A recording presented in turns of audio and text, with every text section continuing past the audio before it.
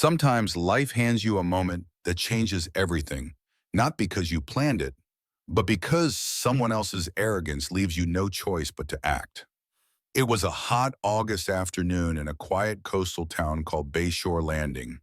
The air smelled like cut grass and salt water, the kind of day where the heat feels heavy on your shoulders, but somehow comforting. For once, I wasn't wearing the dark suits, the polished heels, the don't mess with me face people expected from me in court. I was just me. A cotton sundress, flat sandals, hair down. My 9-year-old nephew Caleb was walking beside me, holding my hand and talking very seriously about how after our walk, we absolutely had to get mint chocolate chip ice cream because vanilla was boring and green was exciting. I laughed the kind of laugh that comes easy when you are with someone you love. For months, my life had been swallowed by high-profile trials, corruption cases, civil rights suits, organized crime. My days were full of tense courtrooms and decisions that weighed on my shoulders long after I'd left the bench. But right then, with Caleb chattering about ice cream flavors, I felt light. Parked by the curb under the shade of a big oak tree was my father's pride and joy, a new I-69 candy apple red Camaro SS. It wasn't just a car, it was a piece of my family's history. Dad used to say driving it made him feel alive. Now it was mine, and every time I slid behind the wheel, I felt like I was talking to him again. We just pulled up after a slow cruise through town. Caleb was unbuckling his seatbelt, already bouncing at the thought of ice cream, when I heard the squeal of tires cutting through the hum of the park. A black and white cruiser swung hard into the space behind me, blocking me in. Before the engine had even gone quiet, a young cop got out, swagger in every step, hand resting high on his belt like he'd stepped right out of some bad police drama. His mirrored sunglasses hid his eyes, but I could feel them scanning the car. Then me. Something cold and familiar knotted in my stomach. I'd seen that look before, not from across the street, but from the bench. That look that said, "You've already been judged before you've even opened your mouth." "Stay in the car for a second, buddy," I murmured to Caleb. He froze, clutching the seatbelt strap. I stepped out, standing tall. "Afternoon, officer. Is there a problem?" He stopped a few feet away, feet planted wide, head tilted like he was sizing me up. The badge on his chest read J. Kearns. "Ma'am," he said flatly, "I'm going to need you to step away from the vehicle." It wasn't a request. "This is my car." I told him, keeping my voice even. "We were just about to your car." He let out a short, sharp puff of air, like I just told him I owned the moon. He gestured at the Camaro. "We got a report of a stolen vehicle matching this description." I knew instantly that was impossible. The title, registration, insurance, all in my name, locked in the glove box. I took a step toward the passenger side. "I can get the papers for you. Stay where you are." His voice cracked like a whip. His hand moved from his belt to his gun. Caleb made a tiny sound from inside the car, a scared, high-pitched breath that cut through me.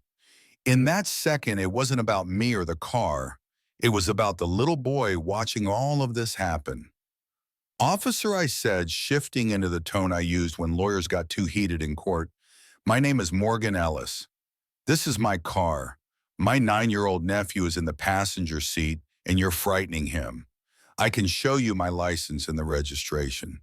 We can clear this up in 2 minutes." But Kearns wasn't listening. He was locked into the story in his head. Woman who didn't fit the car she was driving, so she must have stolen it. His sunglasses might as well have been a wall. "I've seen this 100 times, he sneered.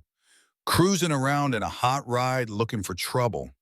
"Well, you picked the wrong town." It hit like a slap, not just the words, but the certainty in them.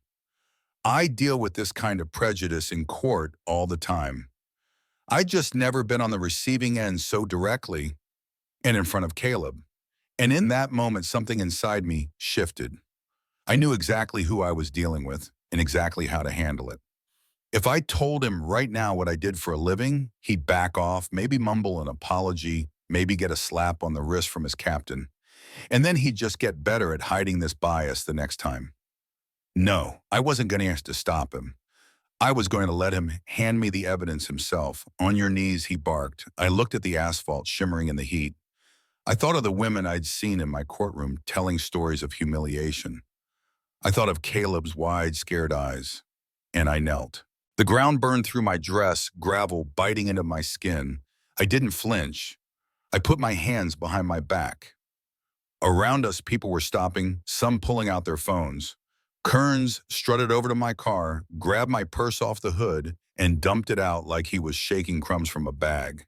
He rifled through my wallet, counting out $60 in cash. Not bad for a day's work, he mocked, ignoring my license sitting right there. Please, I said softly. Can I talk to my nephew? You can make your call at the station, he said, stuffing everything back into the bag and tossing it aside. Then he glanced at Caleb. Don't worry about the kid. CPS will find somewhere for him. Something inside me went still and hard. You will not involve my nephew, I said, calm but without an ounce of pleading this time. What did you just say? He snapped. Before I could answer, someone from the crowd spoke up. Hey, she didn't do anything. Another voice, we're filming this, it's harassment. The energy shifted. He wasn't the hero making a bust anymore. He was the guy bullying a woman in front of her kid. That's when he spotted my phone on the ground. He lunged for it, thumb swiping furiously, then raised it high like he was about to smash it. I wouldn't do that if I were you, I said evenly. That would be destruction of private property and tampering with evidence. Both felonies. And you're being recorded by at least 15 witnesses. You've already committed unlawful detainment without probable cause and attempted false arrest. Smashing that phone will just be the cherry on top of a very bad day for you. He froze arm in midair. For the first time, I saw uncertainty crack through the bravado. Then another cruiser pulled up. Out stepped an older officer, Sergeant Harris. He took in the scene with one long look, me on my knees, my dress dirty, my kid in the car, the crowd filming. He didn't yell. He didn't need to. Kearns, he said low and sharp. What the hell is going on here, Kearns stammered, about a stolen car, resisting all half-formed excuses. Harris wasn't looking at him anymore. He was looking at me, and I could tell by his face he knew this wasn't what it looked like. Sergeant, I said, still kneeling, would you please bring me my purse from the hood of my car? Kearns scoffed. She's a suspect, Kearns, shut your mouth, Harris said. He brought me the bag himself, setting it down in front of me. I pulled out the registration, my name on it, then my license, and then tucked right behind it the dark blue ID with the gold eagle that made Harris's face go pale. He straightened slowly. Judge Ellis, he said quietly, I'm so sorry. The words hit Kearns like a bullet. He blinked, shook his head, then looked at me as if seeing me for the first time. I stood brushing the gravel dust from my knees. Officer Kearns, I said you are a disgrace to your badge. You saw a black woman in a classic car and decided that was a crime. You had every chance to de-escalate. Instead, you chose to escalate, to humiliate, and you did it all in front of a child. Your career in law enforcement is over, and your consequences are just beginning. I turned to Harris. Sergeant, arrest your officer for assault, unlawful detainment, and attempted destruction of property. Harris didn't argue. The click of the cuffs closing on Kearns's wrists was the sound of a career collapsing. 6 months later, the case landed in federal court. By a twist of assignment, or maybe fate, it landed on my docket. Kearns's lawyers begged for my recusal. I denied it. The bias wasn't on the bench. It had been in that park. 15 cell phone videos, 12 eyewitnesses, his own body cam, and Sergeant Harris's testimony. All of it laid bare. When it came time for sentencing, Kearns stood in front of me, not in uniform, but in a cheap suit, hands trembling. He apologized. Talked about bad judgment, about a bad day. Mr. Kearns, I said July 18th was not a bad day. It was the day you revealed who you are. The tragedy isn't what you did to me. I could fight back. The tragedy is how many people you've done this to who couldn't. 8 years in federal prison. The gavel fell. That night alone in my chambers, I thought about Caleb's face pressed to the car window, terrified. That scar will stay with him and with me far longer than this case will stay in the news. A badge should be a symbol of trust, not a license for prejudice. One man is in prison, but the system that made him, that's still out there, and the fight isn't over.